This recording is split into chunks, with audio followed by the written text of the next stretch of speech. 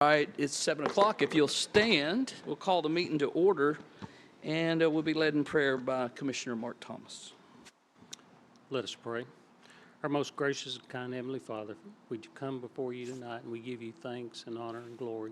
Father, we just ask that you go with each and every one of us here and our families and bless us and lead us and guide us in everything that we do.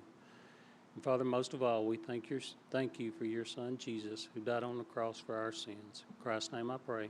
Amen. All right, thank you for that. If you'll join me in the Pledge of Allegiance.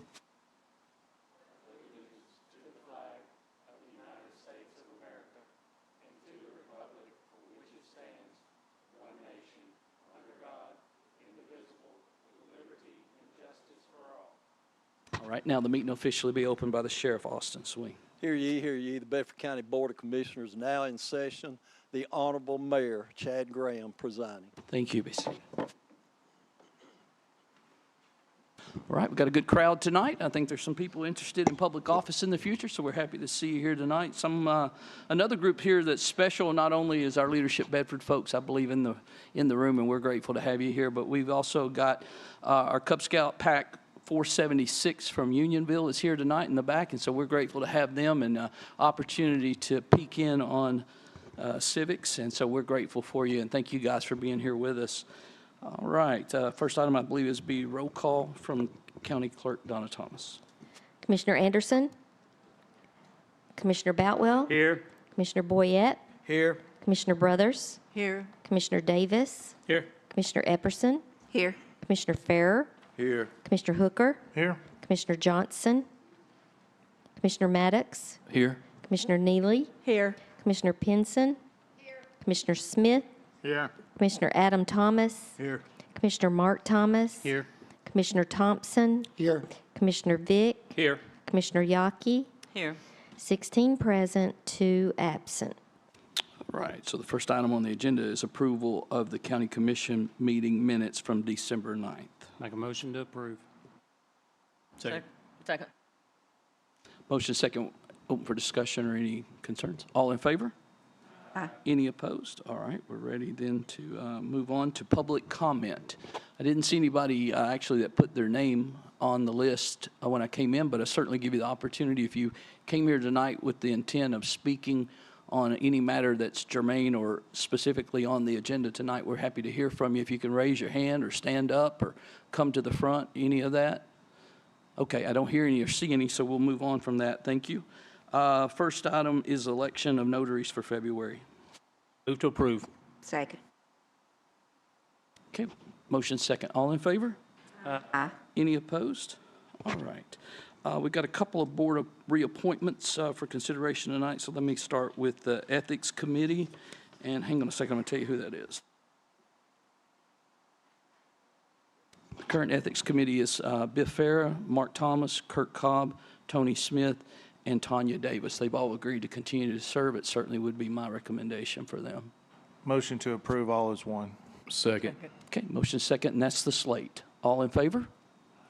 Any opposed? All right, thank you for that. Next is the Beer Board, and let me list for you the current ones serving. I had one that did not want to serve, so I'll tell you the other one name.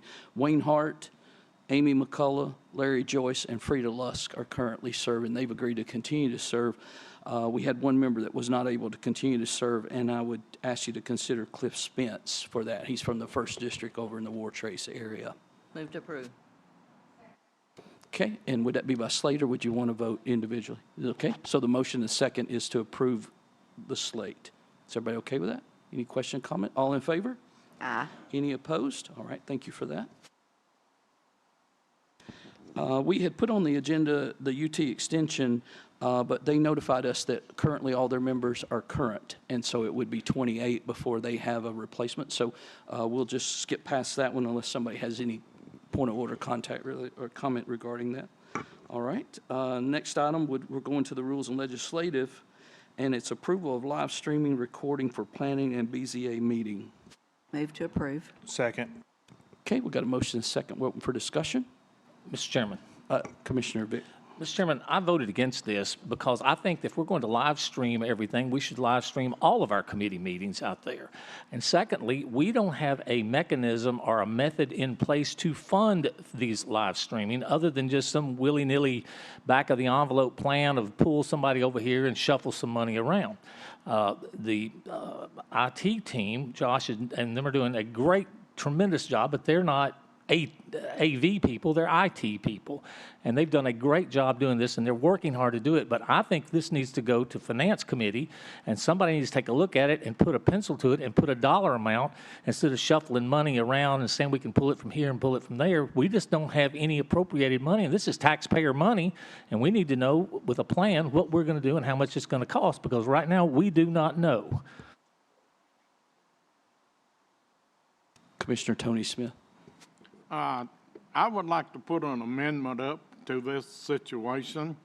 I think we need to send it back to the Rules and Legislative Committee, let them decide exactly what they want, and come up with a price tag.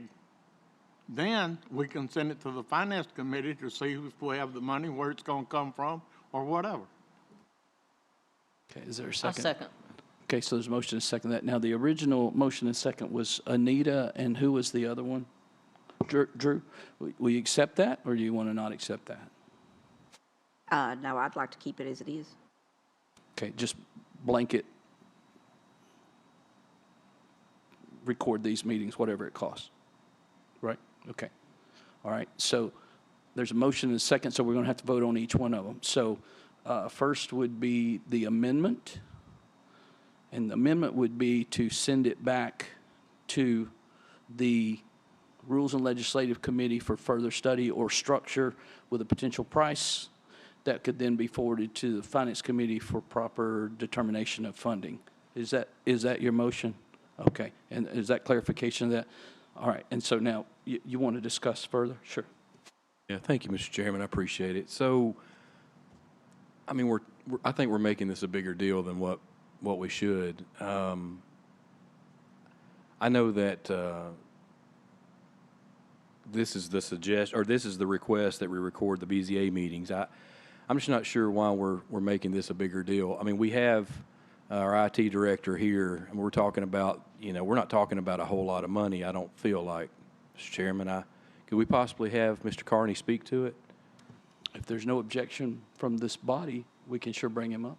Does anybody object to him shining some light on that? Okay, I don't see it, so please, if you come up to the microphone, I think the standard microphone's not working. We got a wireless. You know more about this than I do. Wireless is up there, so don't mess this up.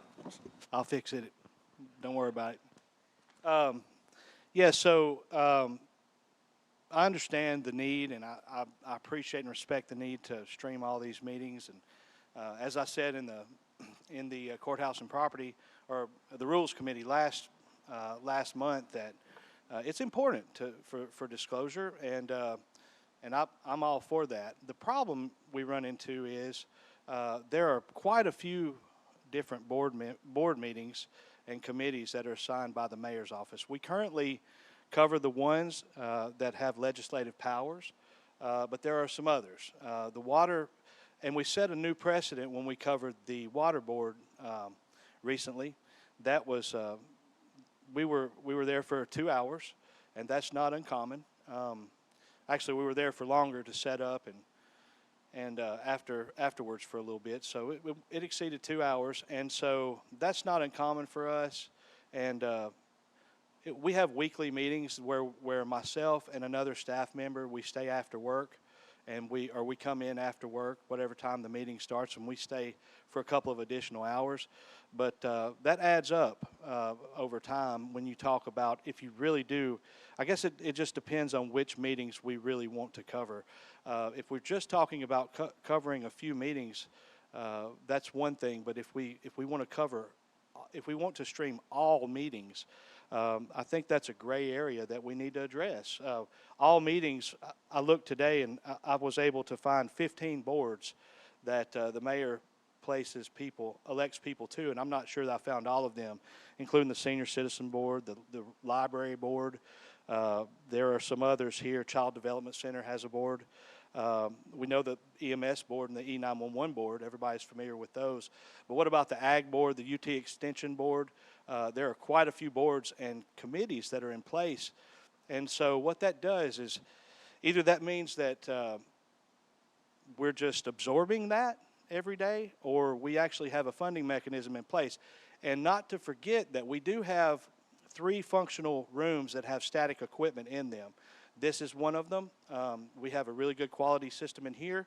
We've installed a system in the room adjacent here for our committee meetings, and some of the other BZA is another one, Board of Zoning Appeals, and then of course the new water board. We have that room. Then we have the other one at Dover Street that's in place. But there are some times whenever some of these boards might be off-site. So then we got to look at, well, we might need some equipment to append to this if we're going to be doing others that are not currently meeting here, or whether those committees need to start to meet here or over at the Dover Street building. There's just some logistics that really do need to be worked out, because for one,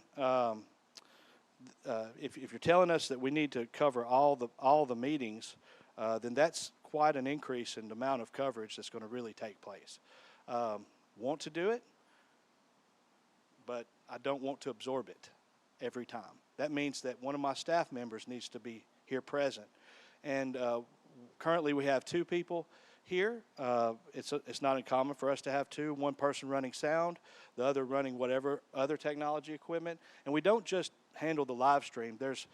There are 18 microphones under your desk. There are some switches, and they handle the connectivity back to the amplifier. There's a whole system that takes place here. In addition to the internet, the televisions, we have wireless access points in this room. Everybody has a computer on your desk. So we handle the updates and the cybersecurity for those as well. This is not just a live stream. It is a different type of environment than just a meeting room, and it's not this is not a podcast. This is a professional meeting. Commissioner Hooker. Yeah, I just had a quick question. I know that there was a mention about all the boards. This is a vote over 2. So when you first started, you said that just a couple meetings should not be a big lift. I know there will be a little bit of financial side of that, but understand that to be a minimal cost. We're talking, 3 to 4 hours a month for 12 months. And again, we can sure find ways to move some money around to be able to show the people of this county 2 very important boards that are directly tied to our growth. And I think right now there's tons of questions about our growth, about where we're headed, the decisions that are being made about our growth. And a lot of people aren't able to make these meetings. And I think that we get a lot of good feedback from the stuff that you're already currently doing. And again, I would love to do it all. We're not there yet. We need to get a plan for that. But again, I think these 2 are vitally important to get as much information out. And so again, I just want to make sure that, just to clarify from your first initial question, that a meeting should not be too much issue right now. And again, if we got to do more than that, I think we need to back up and have more conversation. Is that correct? A few meetings, as in 2, 3, 4, 5 meetings? Are we talking 6 or 7? I mean, this can get a little bit more, Mr. Hooker. I think that we don't know the answer, because I've been approached by many commissioners already about this outside of the meeting areas, and I've heard everything from, well, I think it'd be a good idea to cover all, but I know that we're in the official meeting tonight, so if the motion on the table is to cover 2 meetings, we're already doing that. Thank you. Commissioner Neely.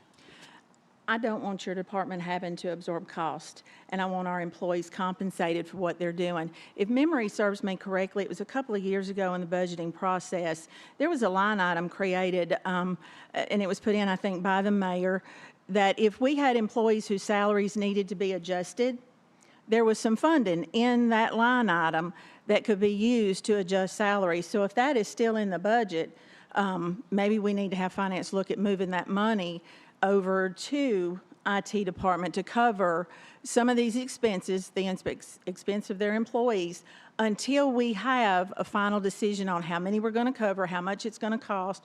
We're almost in budget season, but if that funding is in that line item and it's sitting there not being used, then maybe we need to move that over for IT to use.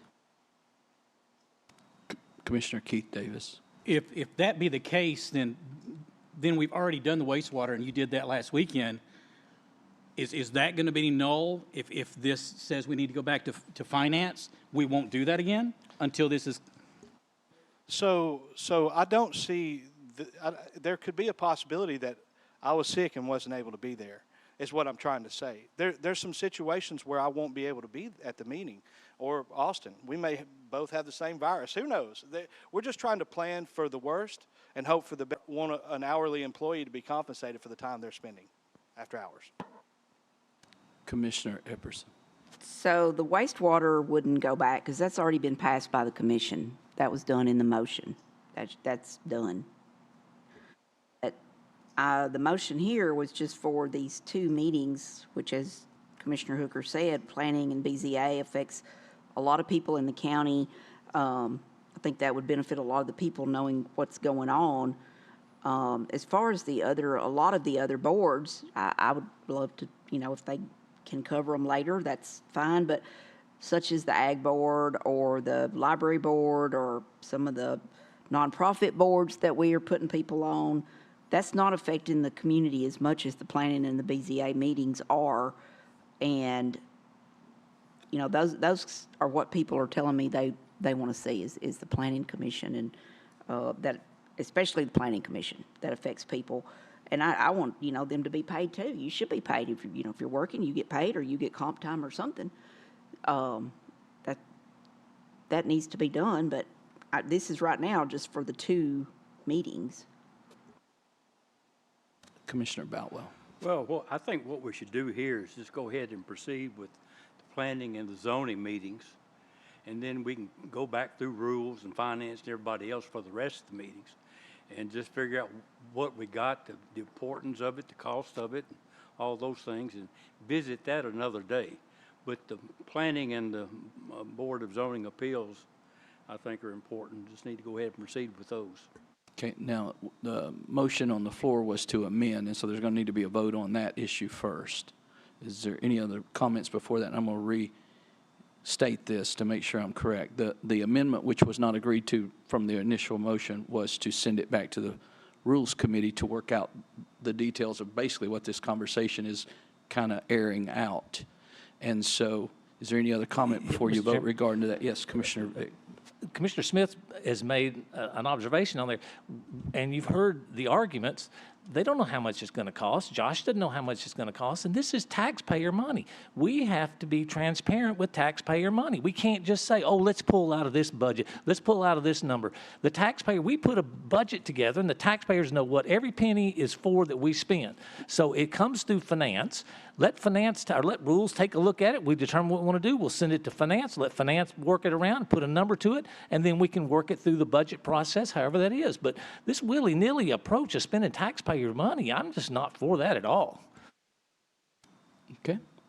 So you're going to get an opportunity to vote your conscience on that, because the amendment that will be voted on first would be, and it would then become the main motion if it passed, was to send it back to the Rules and Legislative Committee where they can study it further or put a structure together to bring back to the body, whether it go through finance or back here direct. Is that right, with the cost associated? So that's the amendment that you're going to be voting on first. And that amendment would include the zoning and the planning commission. No, that was the original motion, and then they offered an amendment with a second. They did not agree to amend the original motion. The original motion was to approve those 2 as on the agenda. Am I right on that? Okay. Well, let me still clarify.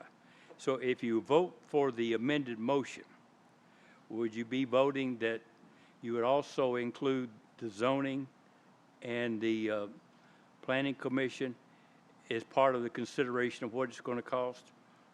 No. If you vote for the amendment, you are voting to send this back to the Rules Committee tonight and not take an action as this body. But the original motion on the floor was to go ahead and do those 2 meetings. So you understand, you understand what we're saying? So, but first we're voting on the amendment. The amendment would be to send it back to the Rules Committee. It would not be adopting it tonight if it passed. Now, if it don't pass, then you're back to the main motion. And then if that passed, then in fact, the 2 meetings would then in fact be sanctioned to go forward. Does everybody understand that? Does anybody think I've got that twisted up? Okay, and we're voting on the amendment. So if you vote yes, it would be to send it back to the Rules Committee. If you vote no, it would be to go back to the original motion, which was to approve. Commissioner Boutwell. One more time. So with that, if you voted for the amendment, you're saying that you would send it all back. Is that correct? Right, then it would Could you become the still- main motion. But could you still come back and say, we want to vote to send the Planning Commission? Not tonight, if the amendment passes. But if the amendment doesn't pass, then you're back to the main motion, which was to do it. Now, my critics am I saying this right? Everybody think, right? Okay, all right.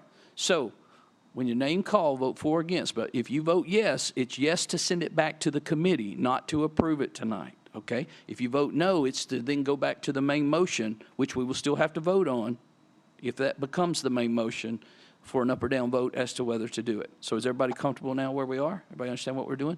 All right, when your name's called, vote for or against on the amendment. Commissioner Boutwell, No. Commissioner Boyette, No. Commissioner Brothers, Yes. Commissioner Epperson, No. Commissioner Farrer, No. Commissioner Hooker, No. Commissioner Maddox, No. Commissioner Neely, No. Commissioner Pinson, Commissioner Davis, No. Commissioner Smith, Commissioner Adam Thomas, No. Commissioner Mark Thomas, No. Commissioner Thompson, No. Commissioner Vick, Yes. Commissioner Yaki. Yes. Does anyone wish to change your vote?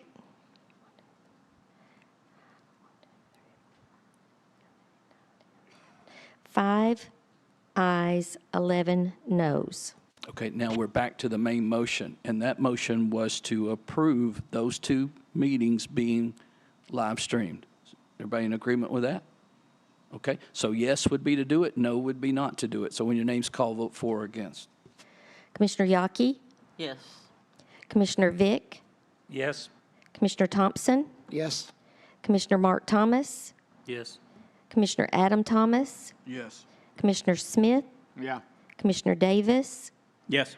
Commissioner Pinson, Commissioner Neely, Yes. Commissioner Maddox, Yes. Commissioner Hooker, Yes. Commissioner Farrer, Commissioner Epperson, Yes. Commissioner Brothers, Yes. Commissioner Boyette, Yes. Commissioner Boutwell. Yes. Does anyone wish to change your vote?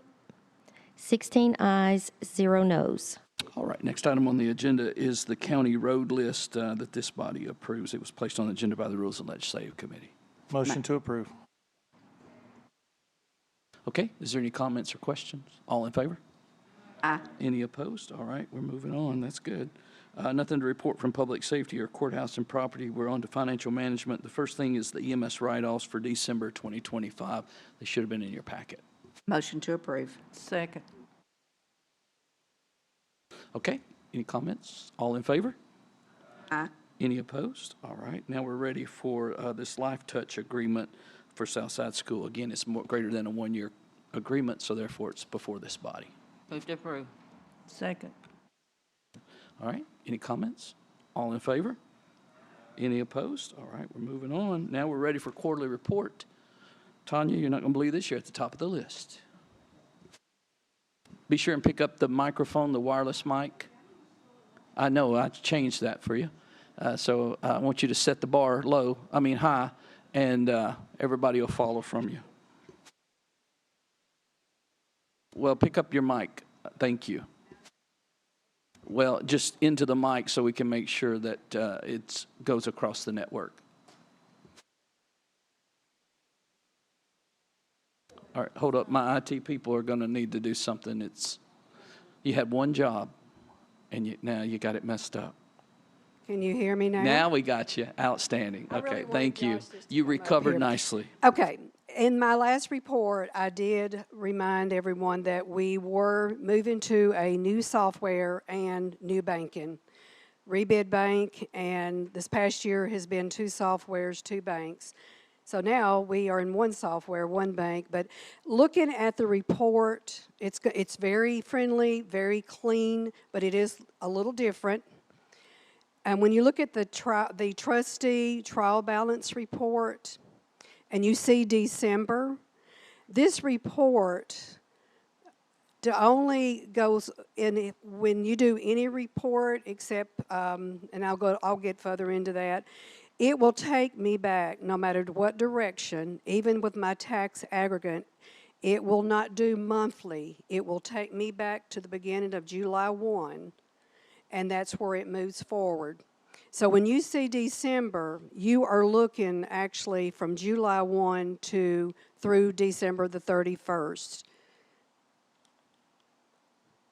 And that's going to show actually to date of December 31st, the assets and liabilities. And then if we move on to the property tax current and prior, the same thing, it's going to say December, but it does take you back, July 1, December the 31st. It's always going to take me back right now to the beginning balance, which is our first July 1st. I did try to break this down to do it monthly, and it's gonna like if I put 101 revenue 101 in for, I'll say October, it's about 15, 20 pages, but it still, if I break it down individually, takes me back to July 1. So it's just easier to do that this way with all the revenue codes. When you look at that, July 1, 31st of December, and all the revenue codes for current taxes and the prior taxes. We go to the main account, to the LGIP, local government interest pool, the investment pool. It's going to show your average earning rate, and then, of course, the debt service to 151. The opioid funds interest, it will say debt service 151, but as of the next report, it will be in 101.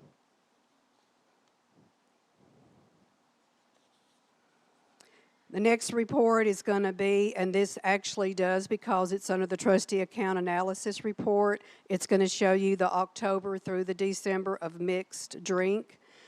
The county portion after the 50% received from the state, and then the 101 and the 141 general purpose, which this is basically exactly what you were looking at before. And then it's going to show you a little bit more breakdown of the city of Shelbyville and the mixed tax drink. We go to sales tax collection. You're going to have your graph like we've always done, showing the last previous year up to November of 26, and then follows all of your breakdown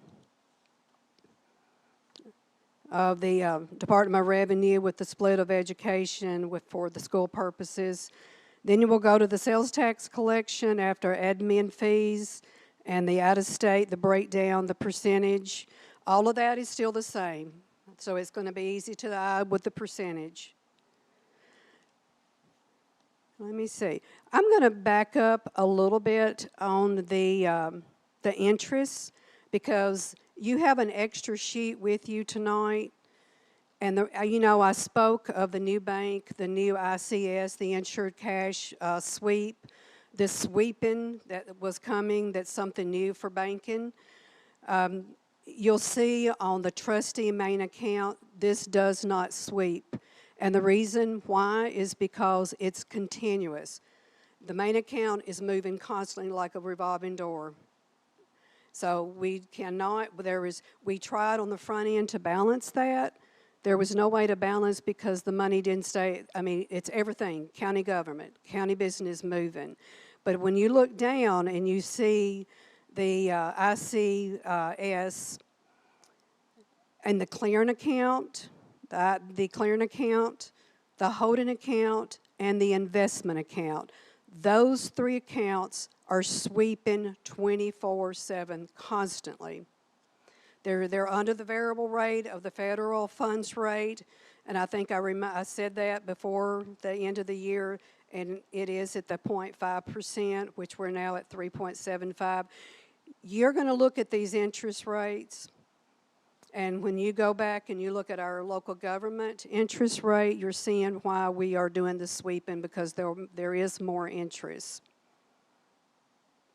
Does anyone have any question about that? Commissioner Mark Thomas. So what I'm looking at right here is 6 months into that, and it looks like it's tracking pretty close to what it did last year. Am I correct on that? Now, when you said last year, okay, yes, yes. When you look at 24 and 25 on interest. Yes. And then you look at the interest collected, and then you go down to 25, 26 for the 6 months. It's tracking pretty neck and neck right there, correct? Yes. And we are watching that. I am watching that continuously, because we are moving money. I'm moving money over to the local government investment pool.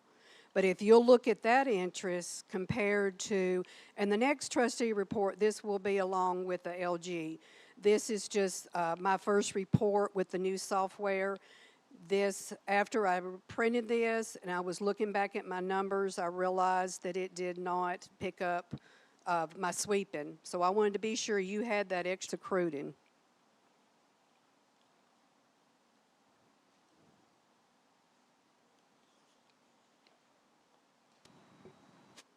Yeah. Are you waiting on us for a question, or were you continuing? You're okay now? Okay. Oh, okay. All right. All right. So, and the other thing is positive pay that we have done with changing banks. Positive pay is basically an extra layer of security protection. There had been a check that was whitewashed. The whitewashing is a very popular thing right now, and they don't have to change. It's not a change of the number of the check. It's not a change of the, well, gosh, my mind just went blank. Well, what was it? I was trying to think.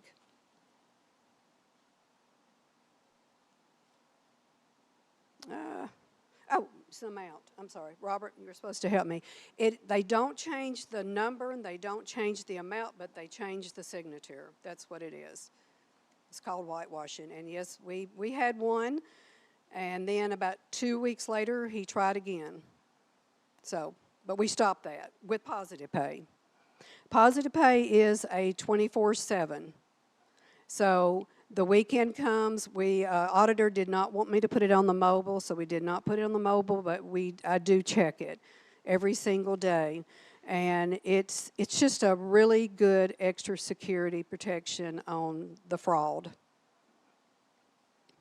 Does anybody have any question about positive pay? Commissioner Yockey. Was that a check to a vendor? Yes. Robert? Yeah, but I mean, I didn't know if you wanted to say anything. Okay. Yes, it was to a vendor. And, you know, we don't write the checks, and we don't know the vendors. So this is a really good way, because we get the file, but the check was already cashed. So now we can track it with the positive pay. And that's how 2 weeks later this gentleman tried it again, and we stopped it. It did not happen. And it does not cost the county any additional. When we rebid and we put it in the package deal, it was no charge. So. Okay. You think it was stolen out of a mailbox? I know the gentleman was in jail in Robinson County, because I talked to the detective. Robert talked to the detective. They could not keep him. They had to let him out. So he went back to Georgia, and he tried it again. And he didn't succeed. All right. Is there other questions for Tanya? Has that got your report, or did I cut you off? No, I'm just saying, only other reports is going to be the archives. I just want to close with tax relief. Tax relief, we are up to 773. We do have 100 new veterans that have been approved. We are still at 118, and with the county matching at 118, we're 236. So, and again, thank you for that program and the match. Okay, thank you for that report. Is there any All right. comments or questions for her? All right, thank you so much. And I just want to thank y'all because we went through a lot with the banking and the software, and this is all new, and I'll have to say I've already reached out to local government. I did reach out to my association. I've got 5 bullet points and things that I want them to work on in 2026, and they said they would do it. And just to kind of, local government is a very solid, very good software, amazing support, but sometimes not quite as friendly and streamlined. So they did certainly agree to want to meet and kind of do some updates on that in 26. And thank y'all for the opportunity. She has wrestled with software and banks the last year, that's for sure. All right, Johnny Reed, our Register of Deeds.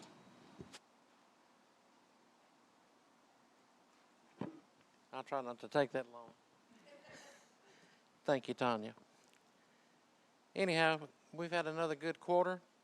Had 310 deeds recorded, 135 quitclaim deeds, 37 new plats, 45 notices of completion, 61 green belts. One figure here I don't like to ever see because we only had one last quarter, but we had 6 trustees' deeds. That means somebody has lost their house, and you never want to see that. Total documents recorded was 3,218. That's 299 more than we did last year this same quarter. Our total revenue collected was $638,704, and that was up $23,540 from last year the same quarter. One of the things I'm having more and more people, you can do this online yourself. You can come by the office or you can call the office. Fraud alert. There's so much scams out today. We're trying to help our citizens the best we can to make sure that nobody does anything to their mortgage and tries to steal their house. Here in Bedford County, we've had a great success with that. In the near future, right now it's email only. Some of our older citizens do not have email, but if they have children, they can use their email and their child will get that email hit back to let them be alerted. Great. Is there comments or questions? Mr. Chairman. Yes, Commissioner. Would you give me some latitude while I dissect some of these numbers with Register Reed just for a moment, please?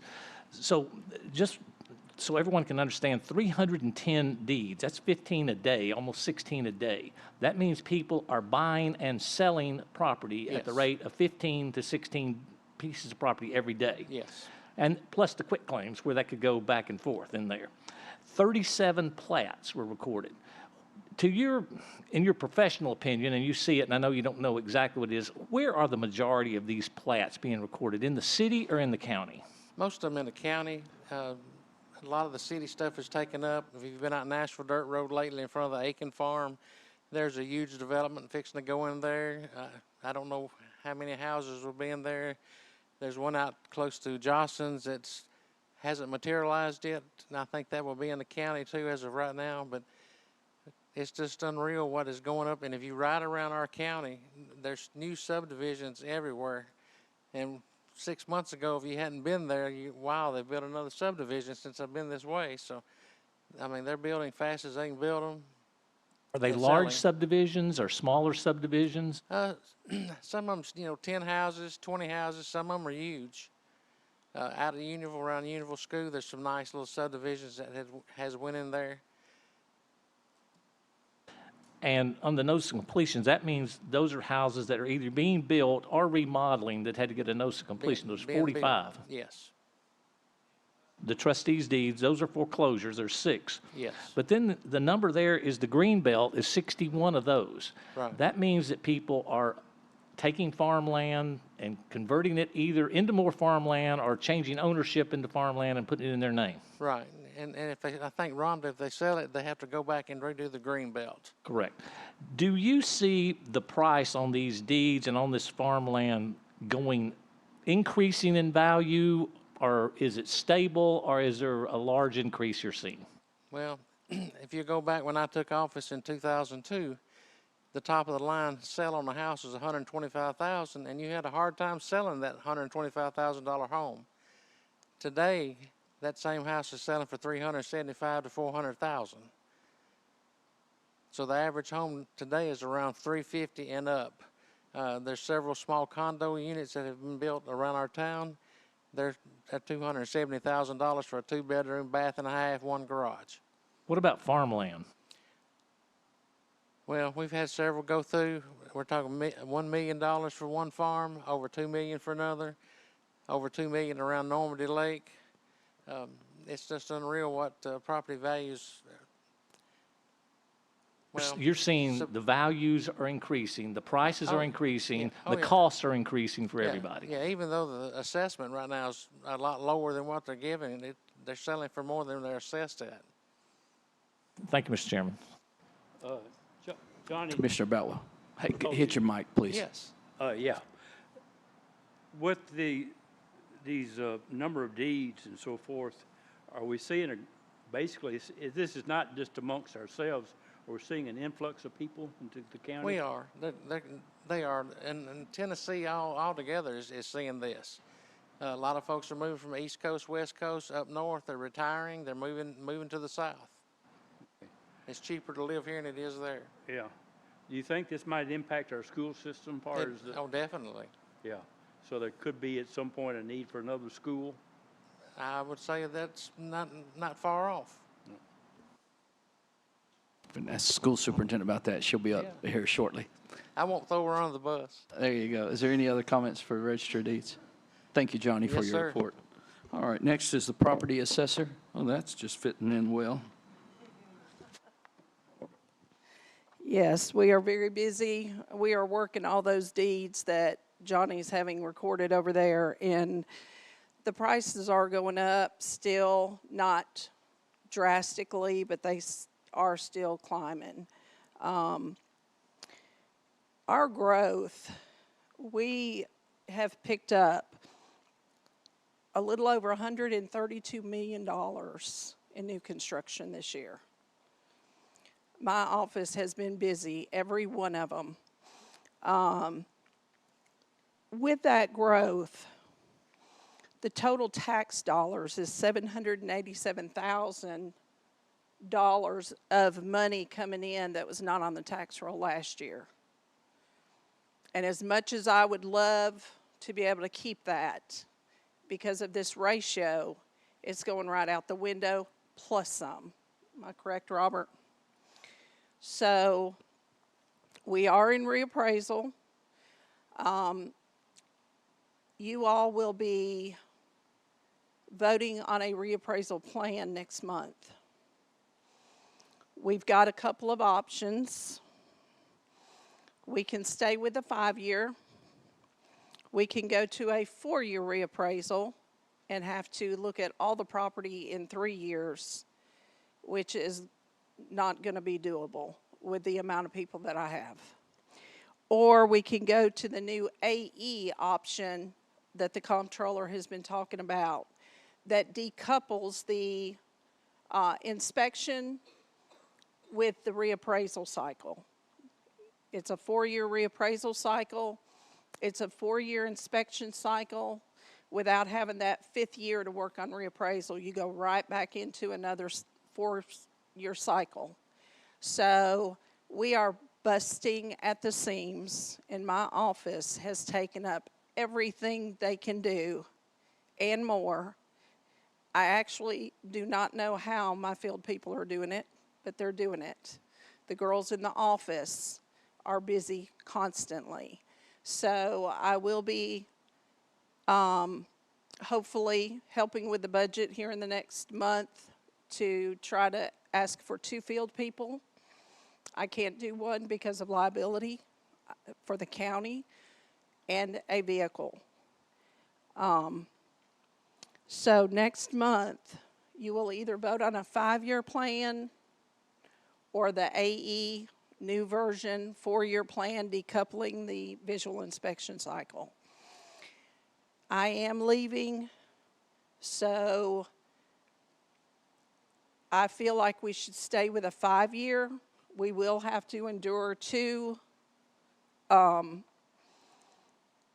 the, well, I've lost my words too, of the ratios. I don't know what those will be.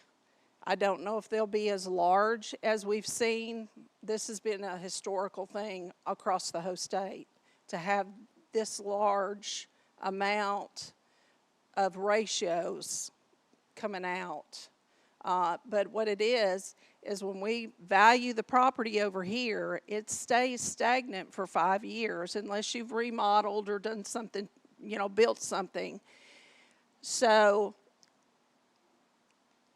on the other side, we have personal property and public utilities. And their property is valued every year. So they're at market value every year. So to be fair and equitable to the OSAP, which is Office of State Assessed Properties, and the personal property, they do this ratio over here measuring what property is appraised for and what it's selling for, and they give that ratio and deduct it from the property that's valued every year to keep everything fair and equitable. So this $787,000, I'm going to say, is gone between OSAP and personal property. We haven't keyed the personal property yet. We've sent out a little over 2,200 schedules. Those will come in March 1st, get worked, and then we'll have more numbers and we'll know what it did. But for 2026, we will not have a ratio any longer. It will be back to 1.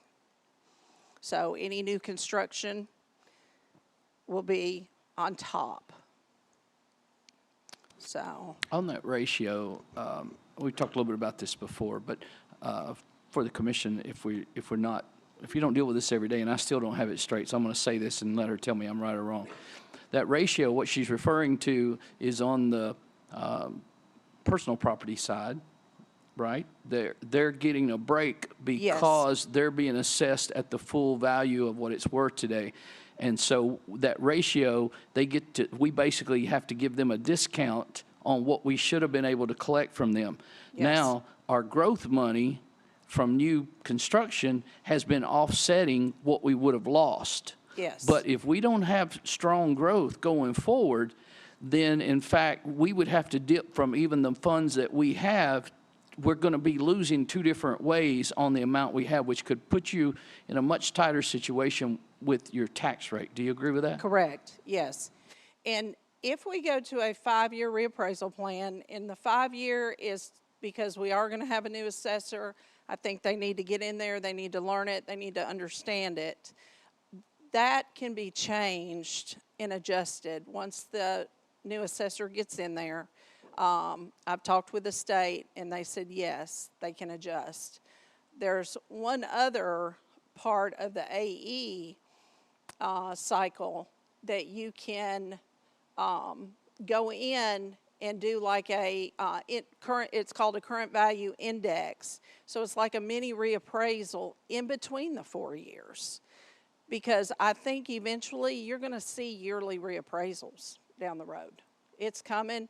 Knox County, I think, went to a 2-year. I know Sullivan County went to a 2-year reappraisal. They're big counties. They can handle it. But at our level, with what you have to visually inspect and be on the ground, with all the mobile home parks we have to do also, all the campers now that we're having to value, it's just put us at a breaking point. Mr. Chairman, to follow up your question there, the personal property and the utility, those are all state mandated, correct? Correct. And so we really don't have an option on that. We basically No. just have to take that, and that's what we get, and we don't have a choice. And they are able to play off of they're betting on the house money there, and we're having to foot the bill on it. Yes. When we raise by our property taxes because of the value increases, we raise that money, it's offset. So it's just wiped completely out. And every single year, and like the mayor said, as long as growth continues, we can play a little bit. But if growth takes a hiccup, like it did in '08, like it's done in '02, then all of a sudden, boom, we're in a tight spot there. Yeah.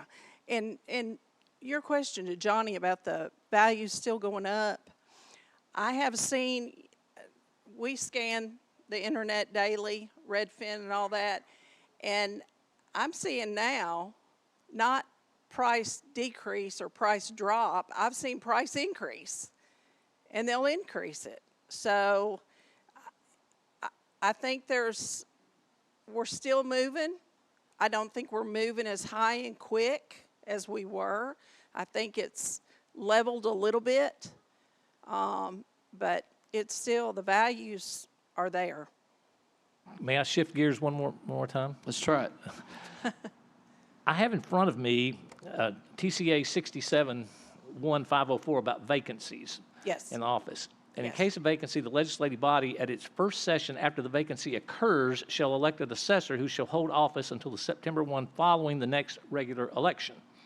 And then it goes on to say if the assessor, the office becomes vacant due to death, resignation, or removal, the duty of the assessor shall be temporarily discharged by the chief deputy, designated as temporary successor by the assessor, in writing until a successor assessor is elected or appointed or qualified under law. My question to you is, does the county commission have to appoint someone, or can you, vested by the authority in this statute, appoint your deputy to maintain the office until the August election? And maybe Lawyer Schaffner might could weigh in on that one.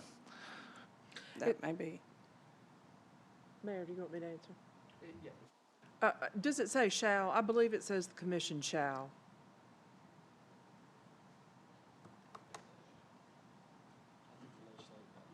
I think it says shall, which means the commission, I believe, Rhonda, I think your last day is the end of February? Yes. Yeah, so that would be at your March meeting, you would appoint someone. But until that time, the deputy would fill in for that, 2-week time period? Yeah. So when her resignation takes effect, the deputy takes over.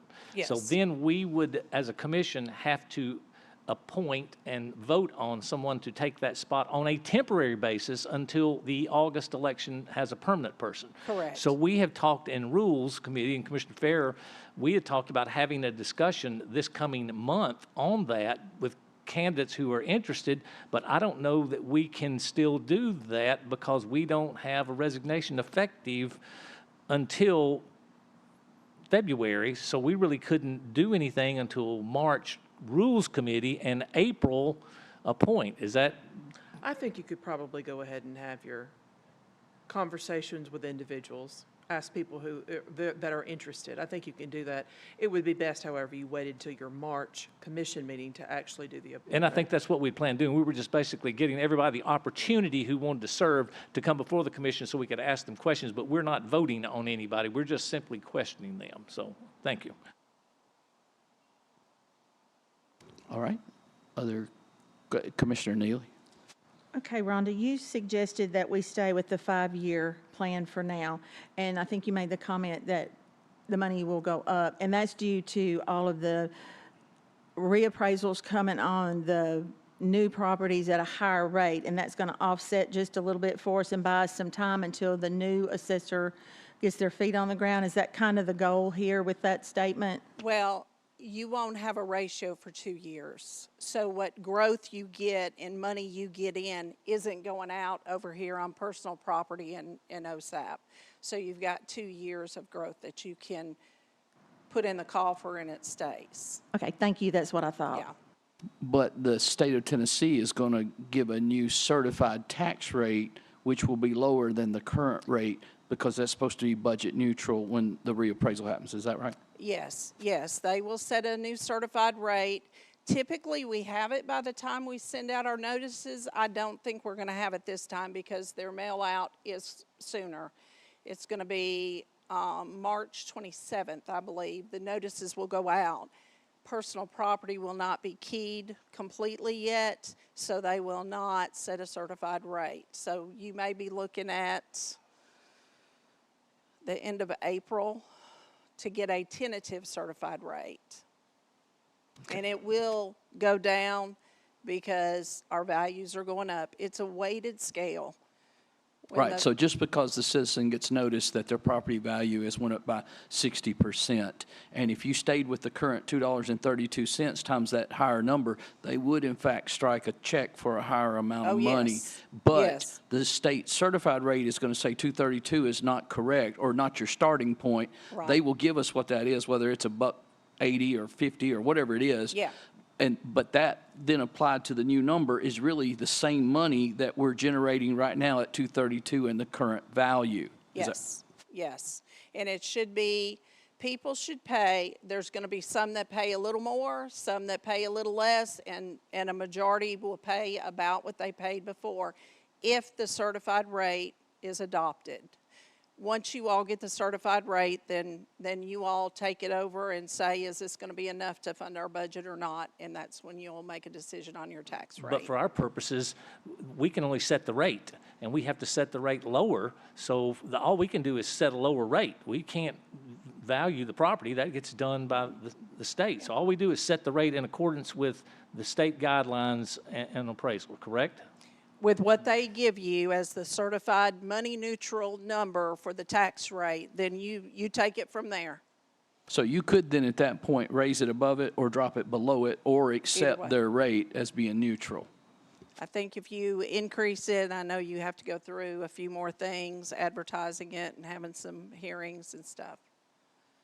Right, and again, this is, although it's coming up now and timing's not great for your situation, Yeah. We've dealt with this every 5 years as a governing body. Yes. And the current structure that's in place will continue to be in place even when you step away, but future may wish to restructure the amount of years involved in the difference, and the rate may Correct. be then affected or brought back to the commission for consideration under different circumstances. Do you agree with that? Yes. Okay.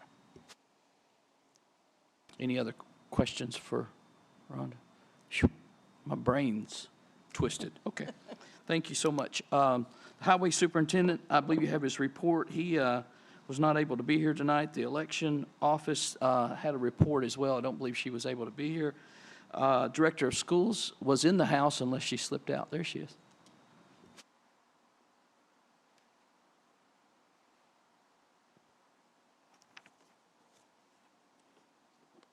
Okay, thank you so much for having me tonight. I have some good news to share. We got several reports back in December and in the 1st of January. Our federal distinction, we are an advancing district, if you recall, goes needs improvement, progressing, satisfactory, advancing, and exemplary. So our goal is to hit exemplary. So it was the first time in history that last year that we hit advancing, so to do that 2 times in a row is great news. Also, our state report card results came back at the end of December. We got Cascade High School, Cascade Middle School, both at A's, Cascade Elementary B, Community Elementary B, Community High School B, Eastside B, Shelbyville Central B, Thomas Magnet School B. We had Aiken Liberty and Cartwright with a C. And then we have some work to do on Community Middle, Learning Way, Southside, and Harris Middle School. We had reward schools were Cascade High School, Aiken, and Eastside. And remember, our reward school are in the top 5% of the state in either achievement or growth. Also, I wanted to brag on Cascade High School. In our report card, you have 4 different students. And so Cascade High School scored a level 5. That's the highest you can get. Only 20 in all categories, only 27 high schools statewide scored in that category. That's about 6%. So we are very excited about that. Also, Shelbyville Central High School scored a 5 in 2 categories. I was really proud of them for the growth for the highest need students and growth overall. So You can tell what a great job our students are doing, along with our educators, principals, and our families, and all of our community partners. So I wanted to make sure that we reported that news to you tonight. I'll entertain any questions that you have. What about questions for Dr. Garrett? Mr. Chairman? Yes. Dr. Garrett, thank you for the great work. That is an excellent report card. You have heard the assessor and you've heard the register of deeds and you've seen and listened to the growth that's happening in this county. Based on what you're hearing in your mind, I know it's rolling around real hard. Do you foresee a need for a new school immediately, eventually, sooner rather than later? And what kind of schools do you see as needed to accommodate the growth that we're going to have? Well, I think in education, it is a time that there are a lot of considerations besides growth. There are a lot of choices that Tennesseans have right now in education. And we are down about 230 students from last year. We saw a steady increase of about 2% until vouchers took place, along with lots of the lack of accountability measures for some homeschool students. There are some that, will do what they're supposed to do, but we have a society where some will not do, and they are not held accountable. So with that being said, we are down. Right now, we are not in need of a school, but we anticipate the board has created a 5- and 10-year plan that does include, within 5 years, we will need a high school is what we're anticipating. Our 5-year plan that we voted on, which, the board would still have to come to a final vote, do plans, those kinds of things. But we have to plan. You have to have a plan. So that 5- and 10-year plan does include a high school at the site of Liberty that we already own land. So if you look at our current structure, I do think it says 15 years before we can afford another school. So we would need a plan in order to fund that, which we all know that this body funds schools. So that is where we stand. But I do think we have a lot to look at before we can determine and move forward with that because of where we are with vouchers and the homeschool, virtual schools, those kinds of things. Thank you. All right. And then let me ask you this. We've been talking about growth and how it affects our side of the world and financial, and really growth is what has buffered some of the deep challenges that we would face financially if we weren't seeing growth. Now, we used to hear from our other superintendents, there's several on here that's been on the school board before, whenever growth actually slows or stalls, there was a lot of concern from the operational side of budgeting that it was going to cause some real tightening going forward. Are you expecting to see some of that very same phenomenon given the fact that the number of students is actually dropping currently? Absolutely. And if you remember, this is the last year that we have coming up in our next budget year, the last year we have to hit the salary minimum of $50,000. So we know going in that we will have a 4.12 minimum increase in order to meet that new state law that we have to hit $50,000 by next year. And as we know, we had a huge increase in our insurance and for a property and those kinds of things, about 16%, if I remember that correctly. But we do have an impact of that 230 students because you know that we are paid on a per student basis and a as needed basis based on what the student needs. So what we do know is that for 1 year at least, they will hold harmless. So we will not get any extra money if we go down, but we wouldn't have any less than we have this year. So if you think about that, we know that we'll go into the next budget year with the same as we had this year. But we do also know that we've got to ask for that pay increase of 4.12%. So I do think it will be very tight, and we've got to look at ways to increase the funding of education because I don't know if Mr. Daniel could tell us the exact year, but the local portion has not increased in several years. If it had not been for the state funding, we would be in really bad shape. So we have been able to do some of those things with the state increase with TISA. But I do think we have to come up with a plan of how we will increase the funding, the local portion of education. Mr. Boutwell has told us many times, we are one of 2 counties in the state of Tennessee that puts in the minimum of what we have to put in the state of Tennessee. So we do have to have a plan, and I hope that myself being on the Finance Committee, that we can tackle that during the budget season and come up with a plan that would be good stewards of our taxpayer money, but also to make sure that we can maintain the growth that we've had over the last 5 years and be able to provide them with great facilities as well. All right, and you go ahead, please. Yeah, Dr. Garrett, what impact have you seen from the federal side with funding? It has constantly, every year for 5 years, gone down. And we have a significant number of people who are paid with federal funds. We have, one of the challenges that we've had over the last few years is we did not meet the federal mandate for English as a second language. And we have had to hire 41 teachers to meet that mandate over the last couple of years. And if you think about 41 teachers and the salary of a teacher and benefits, that is a great increase. So that has had a significant impact on our budget, but our funding federally has continued to decrease.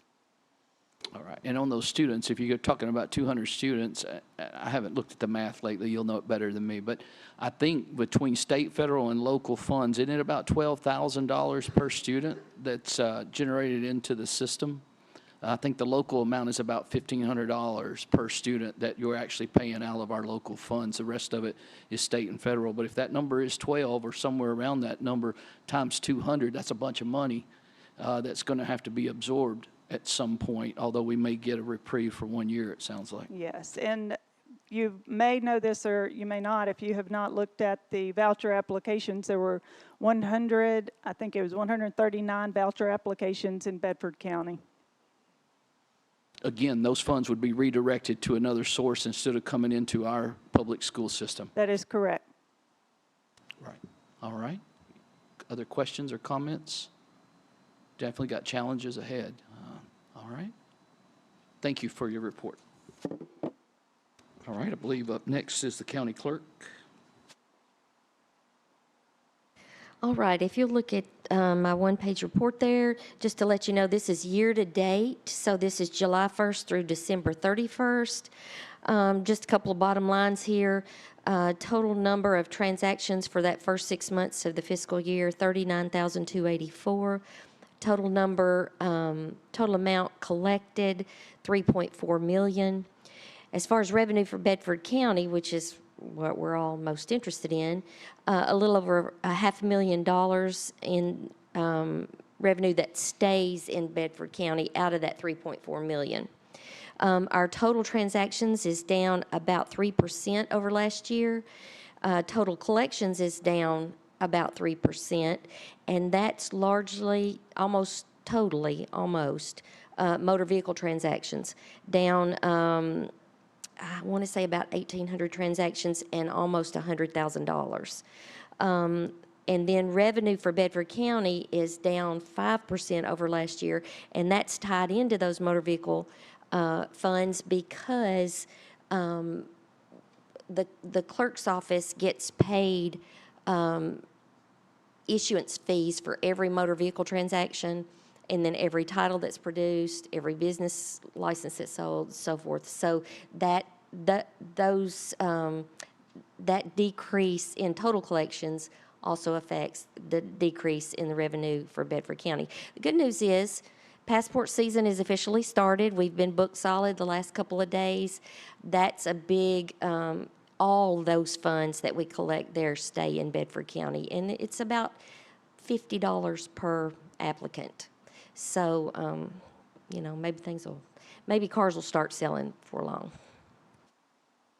All right, questions for the clerk? Great report. I know they're staying busy. We certainly don't want to lose revenue, but I'm sure they could take an opportunity to take a breather and kind of rework some of the things that they try to do. So, county Circuit Court Clerk. I don't believe she was able to be here, but report was in your packets, and I don't see the Clerk and Master here. So if there's no other comments there, we're ready for announcements. While you're thinking about announcements, I want to make sure you know that Monday is Martin Luther King Day, right? So we'll be closed that day to observe that holiday. Any other announcements before we adjourn? Commissioner Epperson? I would just like to say thank you to on April. I know she's keeping y'all's office stuff sent out to us while Suzanne is out. I hope Suzanne is recovering, and just I've done that, so I know what a hard job it is, and I appreciate y'all getting that done. Thank you. It does require multiple hats, again, as you would know. Was it Commissioner Farah? Yes, sir. Yes, sir. All the commissioners have to file that ethics commission. It'll be at the end of the month. We just need to remind all the commissioners of that. I appreciate you doing that. I'm sorry I didn't mention that. Now, if there's anybody that's having trouble with their computer, you can do it electronic. I don't know if you can still do paper, but we'll be happy to if you'll reach to us. I'm sure our IT folks would even come to your house, but if you want to come up to the office, we certainly would work with you to help get it connected if you don't have it. So if anybody has a complication, certainly reach out to us. We're happy to do that. What about other announcements? Okay, are we ready to adjourn? All right. Moved. Thank you.